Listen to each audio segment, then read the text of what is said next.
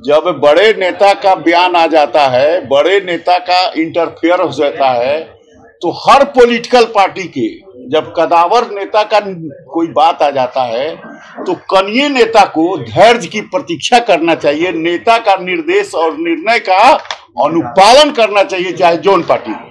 अब आप कल्पना कीजिए, माननीय प्रधानमंत्री और माननीय मुख्यमंत्री का दायरा और माननीय उपेंद्र कुशवाहा जी का दायरा लगातार डिप्टी सीएम पर वसूली का आरोप लगा रहे हैं। उनके अनुशासन समिति में चला गया है, शीघ्र माननीय मुख्यमंत्री जी कार्रवाई कर। किसानों का करोड़ों 50 करोड़ से ऊपर बकाया रखा है और रीगा चीनी मिल किसानों का लगभग 100 करोड़ के लमसम बकाया रखा है। तो उन चीनी मिल को नीलाम कर वहां के जिलाधिकारी को निर्देशित किए हैं, गोपालगंज जिलाधिकारी को और सीतामढ़ी जिलाधिकारी को, उस चीनी मिल की जो बड़ी संपत्ति है उसे नीलाम कर और जो किसान मजदूर के बकाया है उसका भुगतान किया जाए। आदरणीय शाहनवाज हुसैन साहब जी दौरा बम्बई में किए, साउथ में किए, ऑल ओवर इंडिया में उनकी दौरा हो रही है। बड़े बड़े इन्वेस्टर के उनके पास आ रहे हैं। उपेंद्र कुशवाहा उन्होंने कहा है कि जाति जनगणना को लेकर बीजेपी में ही मतभेद है। एक बात समझ लीजिए, जब माननीय मुख्यमंत्री और माननीय प्रधानमंत्री महोदय का ईश्वर वक्तव्य आ गया है और उनके पास प्रतिनिधि मंडल मिल गया है, तो थोड़ा धैर्य रखकर निर्णय की प्रतीक्षा करना चाहिए। राजनीति के जो भी विशेषज्ञ हैं वो माननीय प्रधानमंत्री का निर्णय का प्रतीक्षा करना चाहिए, खुलचिल काम नहीं करना। लेकिन क्यों बोल रहे हैं कि बीजेपी, ये उनकी बात है, उनसे जाके पूछिए क्यों बोले। लेकिन बार बार बीजेपी पर सवाल खड़ा कर रहे हैं ना, उनसे पूछिए क्यों खड़ा कर रहे हैं।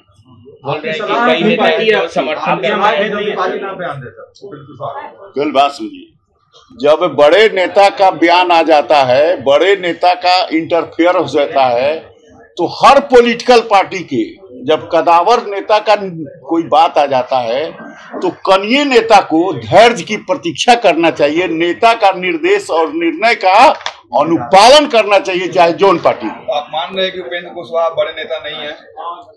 मैंने अब बता दिया न, प्रधानमंत्री तो और माननीय मुख्यमंत्री की बात आ रही है न जी। अब आप कल्पना कीजिए, माननीय प्रधानमंत्री और माननीय मुख्यमंत्री का दायरा और माननीय उपेंद्र कुशवाहा जी का दायरा। अब इतना समझने में आप लोग को देर लगेगा तो अब तो आश्चर्य है। क्या आप चाहते हैं कि जाति जनगणना हो सर? मैं जब फिर अब इफ बट लगा रहे हैं, मैं माननीय प्रधानमंत्री का जो निर्णय होगा उस स्वर पर ही है। लगातार डिप्टी सीएम पर वसूली का आरोप लगा रहे हैं। उनके अनुशासन समिति में चला गया है, शीघ्र माननीय मुख्यमंत्री जी कार्रवाई कर। क्या लगता है सर कि जिस तरह से आप लोगों ने अपने एमएलसी चुन्नाजी पांडे पर जल्द ही कार्रवाई कर दी थी, पर नहीं लग रहा है कि जेडीयू की तरफ से अभी तक विलंब हो रहा है?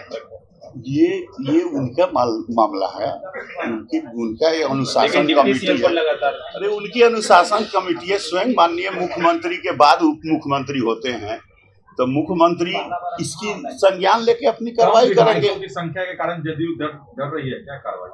ये सब विषय कुछ नहीं है। चीनी मिल किसानों का करोड़ों 50 करोड़ से ऊपर बकाया रखा है और रीगा चीनी मिल किसानों का लगभग 100 करोड़ के लमसम बकाया रखा है। तो उन चीनी मिल को नीलाम कर वहां के जिलाधिकारी को निर्देशित किए हैं, गोपालगंज जिलाधिकारी को और सीतामढ़ी जिलाधिकारी को, उस चीनी मिल की जो बड़ी संपत्ति है उसे नीलाम कर और जो किसान मजदूर के बकाया है उसका भुगतान किया जाए।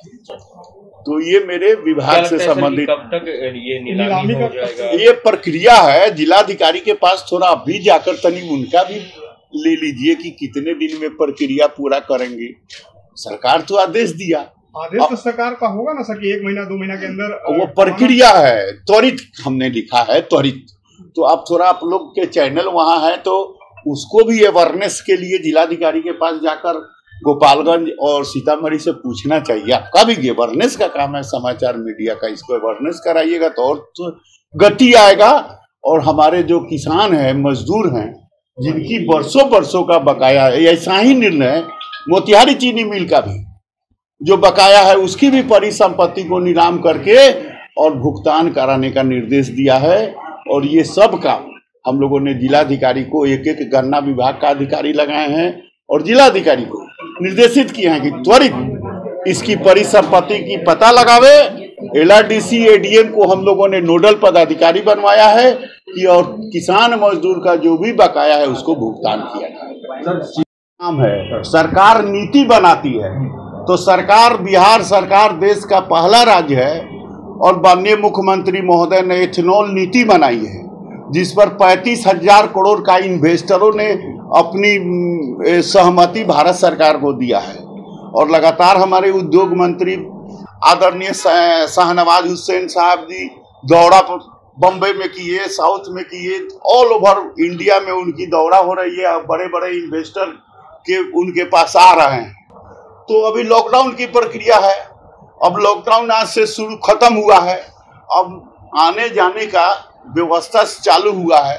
तो निश्चित तौर पर जो हमारी एथेनॉल नीति है, इस नीति के तहत नए निवेशक जिन्होंने भारत सरकार को आवेदन दिया है वो आएंगे और नई एथेनॉल नीति के तहत जो प्रधानमंत्री महोदय का संकल्प है कि एथेनॉल बनाकर भारत के जो विदेशी मुद्रा है इसको भी सेव करना है और जो हमारी विदेशी मुद्रा जो डॉलर, जो पेट्रोल डॉलर खर्च होती है उसको रोकना है। तो अभी हमारा प्रोडक्शन 5 से 7% है, हमें अभी 20% तक करना है और भविष्य में इसे 50% पर ले जाना है, जैसे अन्य देशों में ये काम हो रहा है। और इससे दो फायदा है, एक एथेनॉल से विदेशी मुद्रा का भी बचत होगा और दूसरा जो ईंधन जो जैसे डीजल पेट्रोल जड़ता है तो कार्बन डाइऑक्साइड ज्यादा निकलता है, लेकिन गन्ना का जो एथेनॉल जड़ेगा वह कार्बन डाइऑक्साइड नहीं निकलेगा, पर्यावरण मुक्त होगा।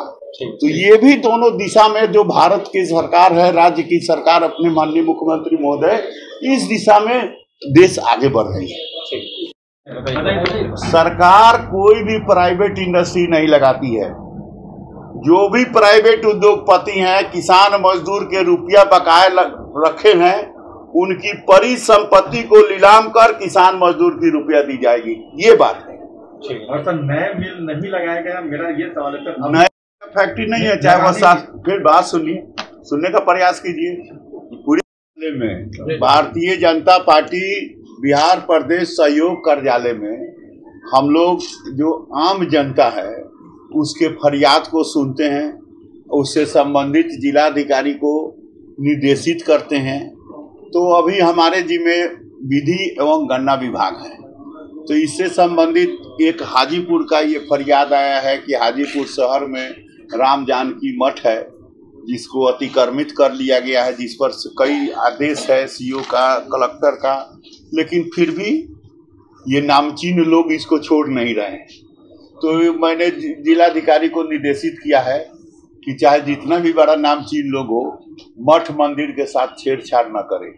ये नेशनल प्रॉपर्टी है, देश में 3 को प्रॉपर्टी नेशनल होता है, राष्ट्रपति का नाम से जो हो, राज्यपाल के नाम से हो और किसी भी धर्म के देवी देवता के नाम से हो। तो इस नेशनल प्रॉपर्टी को कोई छेड़छाड़ नहीं करे।